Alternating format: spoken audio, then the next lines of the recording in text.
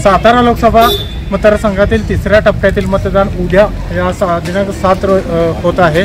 त्यासाठी सातारा येथील या नगरपालिका शाळेमध्ये मतदानाचा टक्का वाढण्यात यावा यासाठी या ठिकाणी बांबूची सजावट करण्यात आली आहे। तर आपण या ठिकाणी असलेले सातारा जिल्हा परिषदेचे शिवाय आणि ते कर्मचारी आपण त्यांची संवाद साधण्यावर जाणत आहोत की या सातारा लोकसभेच्या अनुषंगाने मतदानासाठी कोणत्या प्रशासनाने मतदान कसं करण्यात आहे, कोणती सोय करण्यात आली आहे याविषयी आपण अधिक जाणून घेऊया। तर या ठिकाणी पाहू शकता की या ठिकाणी आकर्षक जे मतदार आहेत त्यांच्यासाठी या ठिकाणी बांबूची सजावट करून आकर्षक जाके मनमोहक त्यांना वाटावं की या ठिकाणी कोणत्या अधिक या आपण आलो आहे ज्या मतदान केंद्रावरती ज्या सुखसोयी ज्या करण्यात आल्या आहेत आणि या ठिकाणीच्या सोयी करण्याकरिता जर आपण त्या मतदार आहे त्यांना त्यांच्या जे अधिकारी आहेत त्यांची आपण बात करणार। काय सांगणार मॅडम, त्या ठिकाणी कोणत्या कशा सोयी?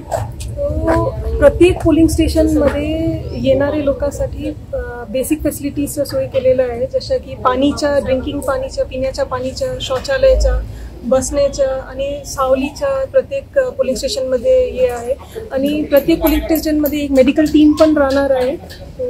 हे सब नियोजन केलेलं आहे। या ठिकाणी उद्यापासून मतदान होत आहे, त्यासाठी जी सोयी सुविधा आपण केलेली आहे आणि त्याच्यात जास्त मतदान होण्यासाठी आपण काय प्रयत्न?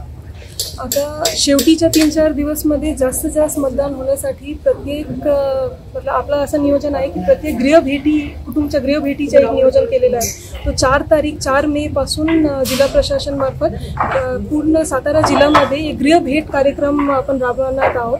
तर याच्यामध्ये कसं आहे, आपलं गेल्या 2 दिवसामध्ये 2000 आपण असं टीम नेमले होते। ते 2000 टीमनी 2 लाख कुटुंबाच्या गृहभेटी आतापर्यंत केलेलं आहे की गृहामध्ये जाऊन त्यांना थोडंसं प्रोत्साहन करायचं आहे की तुम्ही यापुढे येऊन मतदान करा। हे जे आता मतदान केंद्र आहे आपण ह्या मतदान केंद्रावरती बांबूची सजावट केल्या म्हणतात तो जसं पूर्ण सातारा जिल्ह्यामध्ये जवळपास असं 100 युनिक पोलिंग स्टेशन असं नियोजन केलेलं आहे। हा जो शाळा आहे नगर परिषद शाळा सातारा, इथे आपण बॅम्बूच्या थीममध्ये हे डिझाईन केलेलं आहे। बॅम्बूच्या निवडच्या मागे हे निर्णय आहे की एक तो बॅम्बू असा क्रॉप आहे जो कम पाणीमध्ये आणि कमी मेंटेनन्समध्ये होतात आणि हे असा एक क्रॉप आहे जो आपका शेतकरीला पण लाभ देतात आणि हे जो आर्टिझन्स आहे, जो बॅम्बूवर जो काम करणारे लोक आहे, जसं तुम्ही बघू शकता की ती बास्केट आणि छान छान डिझाईन केलेलं आहे, यांना पण त्याच्या मार्फत असा रोजगार भेटतील।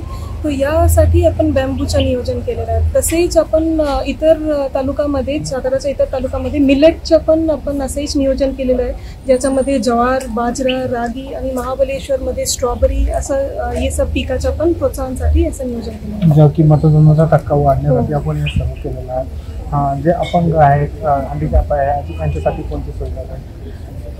आपल्या जिल्ह्यामध्ये जवळपास 20,000 दिव्यांग मतदार आहे।